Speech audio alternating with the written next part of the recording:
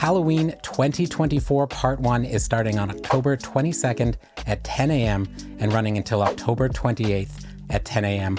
local time. Part 1 is going to roll right into Part 2. That's why this one is ending at 10 a.m. instead of the usual 8 p.m. when events often end in Pokemon Go. We're going to go over all the event details, plus the best Pokemon to hunt, so you can be as prepared as possible for this event and grab everything you need, everything that's rare and shiny, because there is some good stuff in this event for sure. Okay, so first up, let's talk about the event bonuses. We can see we're going to get 2 times catch candy, an increased Candy XL chance for catching Pokemon with nice throws or better, and an increased encounter chance for shiny Umbreon in the raids and shiny Zorua in the wild. Both of those very nice shinies, definitely nice ones to have shiny boost for this event. I'll definitely be going after both of them. So we can see for the wild encounters, we're going to have Zubat, Spinarak, Murkrow, Misdreavus, Shuppet, Drifloon, Purloin, Zorua there, Frillish, Litwick, Grievard, and then rarer encounters for Sableye and Absol. 3 ones I just want to mention here. Shuppet evolves into Banette. That has a Mega in the game. It's a Ghost Mega. It's the second best, coming in just behind Gengar. So definitely a good one to get, but you also want to get yourself a good Mega Gengar if you can. And then Sableye and Absols also have Megas in the game. You generally want one good one of each Mega because they have their uses, even if it's just Megaing them for candy. Their unique typings make them better for certain events in that Mega form. Next up, we have the raids. In the 1-star raids, we're going to see Sneasel, Sableye, Yamask, and Galarian Yamask. And then the 3-star raids, we're going to see Hisuian Typhlosion, Umbreon with that shiny boost, and then Bombardier. And you can notice down at the bottom here, we see we're going to get that Lavender Town inspired music coming back, as well as the decorated Pokestops, gyms, and Pokemon encounter backgrounds. Not gonna lie, I absolutely love it when they do this kind of stuff. Makes it feel very Halloween in the game. It's a lot of fun, so I'm happy to see that returning. Now let's talk about the max battles. We're gonna have in 1-stars, we still have those Galar starters, Grookey, Sobble, Scorbunny. You can see Ghastly in there now though, and it can be shiny, so definitely a fun one to hunt there. And then the 3-star max battles, we're gonna continue to have Phalanx, again, which can be shiny. We'll talk about Morpeko and its featured attack more in a little bit. But notice there it is going to have that featured attack and it switches those typings. Now in terms of where you can get Morpeko, it is going to be in the field research task rewards, as well as some other Pokemon, some very nice ones in here. We've got Sableye, Scraggy, Golett, Sandygast, Morpeko, Nimble, Grievard, and then some rarer ones for Spiritomb. Spiritomb is a very rare Pokemon. Last year during Halloween, it was very hard to get. I think you could only get 1 or 2 of them if I remember correctly. But here, as many field research counters as you can find and complete for it, you'll be able to get a shiny check for. Rare Pokemon, even rarer shiny. Definitely a good one to go after, but because it is a rare one, I wouldn't be surprised if these were harder tasks, something like complete a raid or complete or win 2 raids, something like that.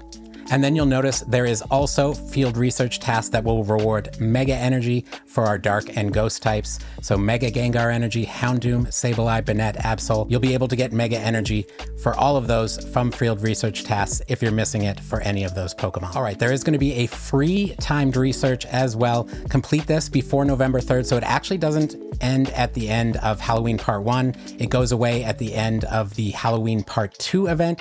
So you have all the way until November 3rd to complete it. Make sure you complete this and claim the rewards before it goes away.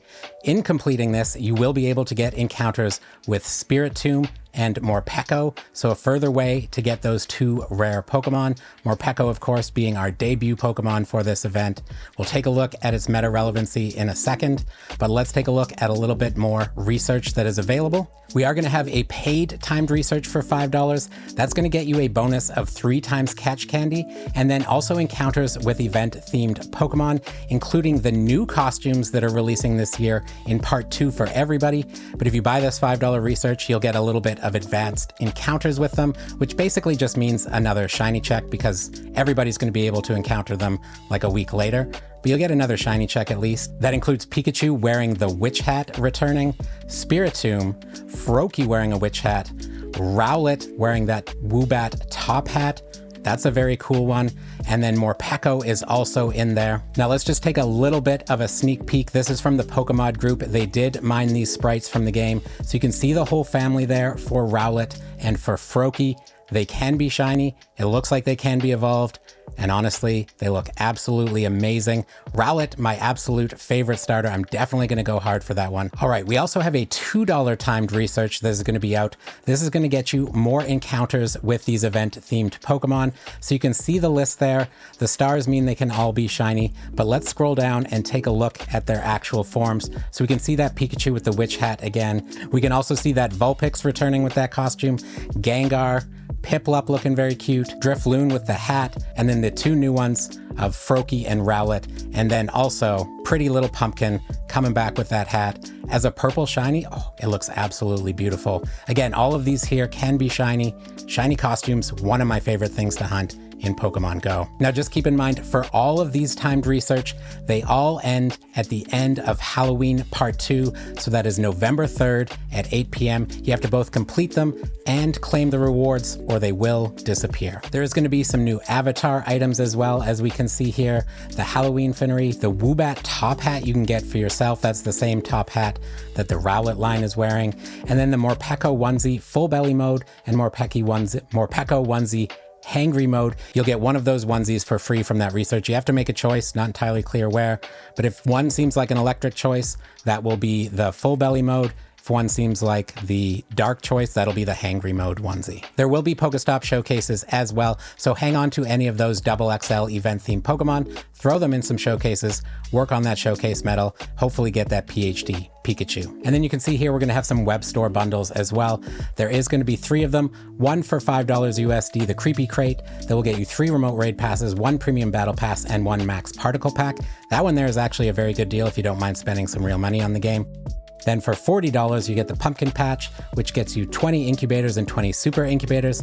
Again, that one is pretty pricey, but it is a good deal. That's basically the price of 20 super incubators if you were to buy the coins and then buy incubators.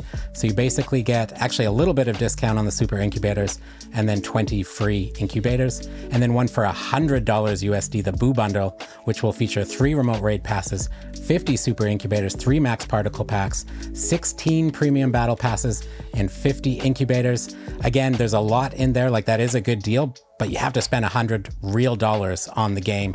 Not a lot of people want to do that, but if you've got that to drop and you want all of those items, that is a pretty good deal. All right, now let's talk about the most useful Pokemon to hunt during this event. Here we have Golurk from Golett. Golett can be found in the field research. It evolves into Golurk. You'll notice in the Great League, it's ranking number 30 as a Shadow. You can get it from the Shadow Ghost Grunt. You can also use this event to farm candies, and then it's ranking number 61 as a non-Shadow in Great League. Next up is Drifblim from Drifloon. You can see in the Ultra League, it's ranking 21 as a non-Shadow, 27 as a Shadow, so you can run it either way, but it is nice and easy to get as a non-Shadow during this event. Maybe get yourself a good one with a costume as well. Always fun to run those ones in GBL. And then you can see it's a little bit of a spicier pick in Great League as well, ranking number 96 as a non-Shadow, 110 as a Shadow. Next up is Umbreon. This is going to be in the raids with that shiny boost, so definitely a good one to go after. It's dropped a little bit in the rankings. It's ranking number 77 in the Great League with that legacy move Last Resort, which it won't have during this event, so you would need to use an Elite Charge TM to get that absolute best moveset on it. All right, next up is Rune Grigus. This comes from Galarian Yamask. It's ranking number 54 in the Ultra League right now, and then number 87 in the Great League, so a little bit spicier of a pick there. All right, let's talk about Morpeko. This is our debut Pokemon. You can see a little bit of information up here. Morpeko will be able to change forms, so that's that full belly mode and that hangry mode. Full belly mode is electric. It doesn't actually change its typings. It's electric dark, but its signature move changes typings when you used a charge move in battle. Right now, this is only applying to Team Go Rocket or Go Battle League battles. It does say initially, so I'm not sure if that's coming to raids at some point in the future, but let's take a look at this Pokemon stats, because I'm guessing probably not going to be the most useful for raids here. So you can see Morpeko up here. It is that electric dark typing. If we scroll down and take a look at its stats, it's got a max CP of 2,196, an attack of 192, a defense of 121, and a stamina of 151. So it's maxing out at about 2,200 CP, which means maybe it could see some play in Ultra League. Probably not. but definitely it could see some play in the Great League. We'll take a look at that in a second. Right now, let's take a look at its signature move. So the signature move is Aura Wheel. This is the electric version of it. So when it's in that full belly mode, it will have it as an electric type move. You can see the damage is 100. The energy it takes is 45. And if we scroll down here, it does have an effect. So it has a 100% chance to increase its user's attack by 25%. So increasing its own attack by 25%. All those stats, as we see here, are the same for the dark type move. So none of those stats have changed here, including the effect. Still has that same effect, but now it's a dark type move instead of an electric type move. So the one thing that does change is its effectiveness chart up here. Now, in terms of its ranking in PvP, it's not in PvPoke fully yet. I did bring up a simulation here. This is with Thundershock, Aura Wheel, and Psychic Fangs. Probably the best moveset to go with. They took Thundershock away and then they added again, so it looks like it will debut with access to Thundershock, but it's batting right about 500 there. If you're not familiar with this, that just means it is basically a tie. So you can see it has 20 wins and 20 losses. Not the best ranking, but not super terrible either, which means if you can find a use for it, you can build a team around it. You just have to make sure that you support it appropriately with your other team choices. So to review all the ways to get Morpeko, you can get it in the $5 timed research. You can get it in the field research tasks. But as you can see here, you're also going to be able to get it in the Go Battle League starting with this event. It does say it will appear more frequently in the premium track. I definitely wouldn't recommend spending those premium passes. You can use those for raids. I probably wouldn't spend them on those, but if you don't like raids and you much prefer PvP, could be another good way to go after Morpeko. It will appear in the non-premium track. It just won't be as frequent, and that will last after the event. So even once the event is done, it's gone from the timed research, it's gone from the field research, you would still be able to hunt it in the GBL rewards here, either paid or free tracks. Just more common in the paid one. All right, everybody, that's all the information I have for you in this video. If you've got any questions, feel free to drop them in comments below or check out our Discord. We've got tons of knowledgeable people in there, lots of great information. There are sections for each event you can drop your questions in, or if you've got any other questions about Pokemon Go, or you just want to connect with some other Pokemon lovers, great spot to do that. Check the link in the description or on the main channel page. You can get into our Discord there. But right now we have to say a huge thank you to our mythical members, High Five Louise, Liam, King's Lounge, Body on the Planet, and Kate. Thank you to them for supporting the channel at the mythical level, as well as all of our members and all of you who come and watch the videos, the live streams, whether you chat or lurk. Hit that like button and subscribe. All of that is super helpful, a great free way to support the channel.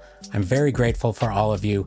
Happy hunting during this spooky Halloween event. I hope you get yourself some nice, shiny, spooky Pokemon, and we'll see you in the next one, friends.